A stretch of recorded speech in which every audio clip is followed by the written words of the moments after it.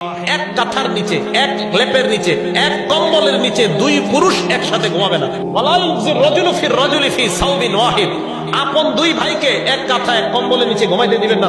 মাঝে কোলবালিশ রাখেন, পারলে চকি খাট আলাদা করে। আল্লাহ নবী বলেন, লা ইয়ানজুরুর রাজুলু ইলা উরিয়াতির রাজুল, কোন পুরুষ যেন অন্য পুরুষের লজ্জাস্থানের দিকে না তাকায়। ওয়ালাল মারআতু ইলা উরিয়াতিল মারআ, কোন নারী যেন অন্য নারীর লজ্জাস্থানের দিকে না তাকায়। মা বোনদের মাঝে এই লজ্জাশীলতাটা কম। কোন নারী যেন অপর নারীর লজ্জা স্থানের দিকে না তাকায়, গোপন অঙ্গের দিকে না তাকায়। এবার গার্জিয়ানরা যা করবেন শেষের অংশ শুনেন।